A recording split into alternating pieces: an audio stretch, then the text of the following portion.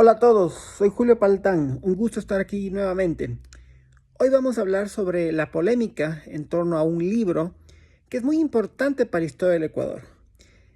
Es quizá el primer libro que se ha escrito sobre la historia de los acontecimientos de las tierras de lo que actualmente es el Ecuador. Y me estoy refiriendo a la obra del padre Juan de Velasco, sacerdote jesuita riobambeño del siglo XVIII, denominado como La historia del Reino de Quito.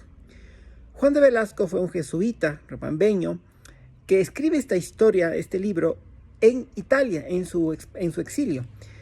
¿Por qué en su exilio? Porque, bueno, él, al igual que el resto de los miembros de la Compañía de Jesús en todo el Imperio Español en el siglo XVIII, habían sido expulsados y confinados en los territorios del Vaticano en Italia. Y es allí donde justamente Juan de Velasco, basándose en sus investigaciones, sus fuentes, sus archivos, su recuperación de memorias, escribe la obra titulada Historia del Reino de Quito, que tiene un componente de historia natural, de historia ambiental, pero por supuesto hace alusión, el resto de sus tomos, a la historia, sobre todo del periodo prehispánico, es decir, anterior a la conquista española, de las tierras que después serían la República del Ecuador.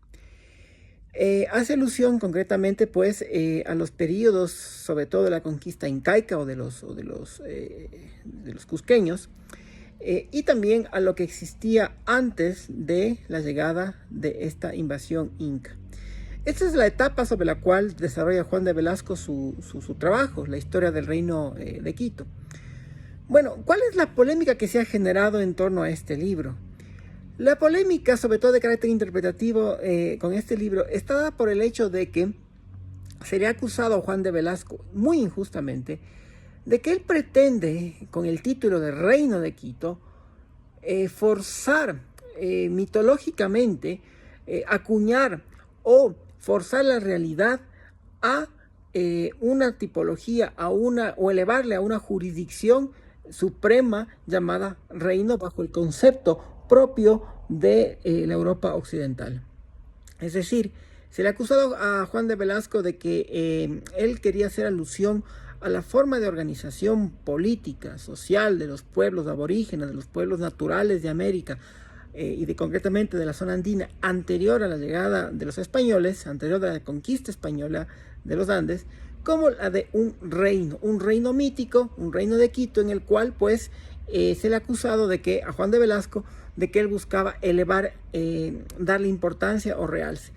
Porque tomando en cuenta que esto se lo hace tomando en cuenta fundamentalmente porque en el siglo XVIII hay una fuerte corriente intelectual que la embanderan mucho los jesuitas americanos, de dar importancia o de realzar la historia del continente, para rechazar lo que desde la Academia Francesa se venía desarrollando como el eurocentrismo. Es decir, lo que hacen los jesuitas americanos es elevar, distinguir, desarrollar, publicar, posicionar la importancia de América para que el continente no sea menospreciado por el academicismo francés del siglo XVIII.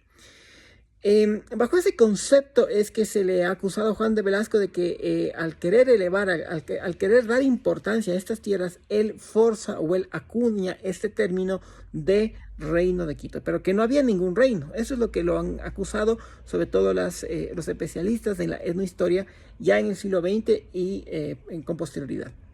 Pero ¿cuál es la clave aquí del error que cometen quienes juzgan a Juan de Velasco de esta manera?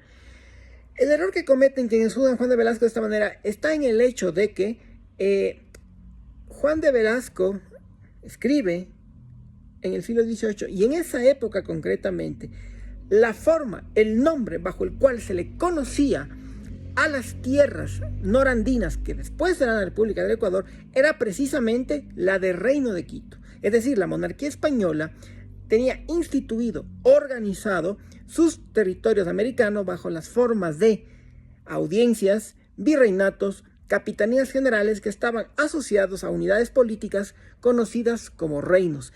Y bajo este nombre es como la documentación, jurídicamente, se les conocía a los territorios americanos de la monarquía española. No como colonias, porque ustedes van a decir, bueno, si hasta antes de la independencia, desde antes del siglo XVIII, supuestamente había una colonia, ¿por qué Juan de Velasco no escribe la historia de la colonia de Quito? Y es precisamente por el hecho de que en el siglo XVIII, en ese contexto, si tú querías escribir una historia de estos territorios americanos, tenías que hacer referencia al nombre en cómo en ese contexto, en esa época, se les conocía a los territorios del norte de los Andes, que era justamente como la del Reino de Quito, que tenía o estaba expresado a través de una audiencia de Quito, que era la unidad jurídico-administrativa. ¿Ya? Bueno, entonces, el término colonia, que es el con el que se les dominó a este periodo anterior a la independencia, es un nombre forzado, es un nombre impuesto ya en el siglo XX.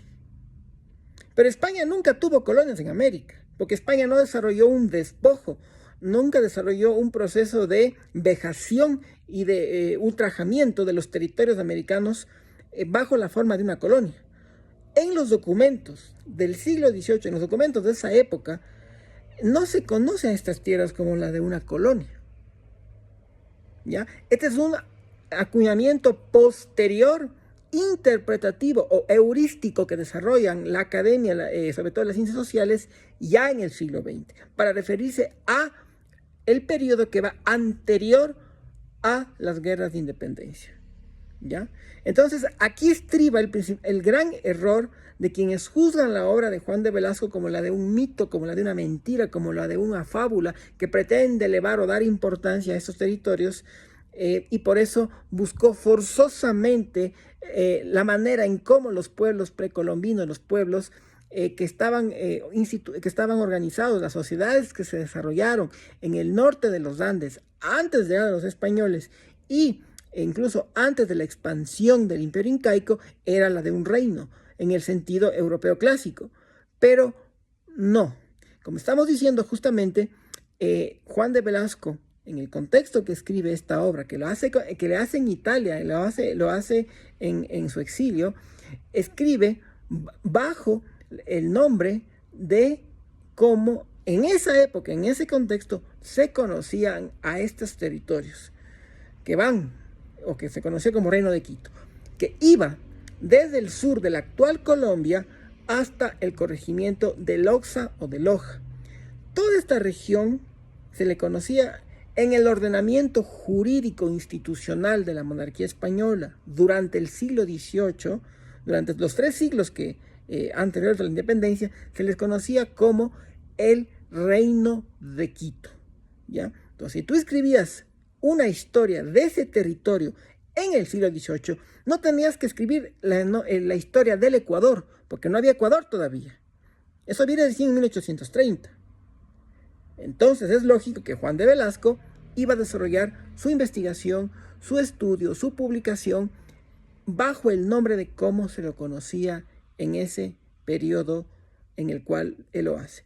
Y es justamente la de Reino de Quito.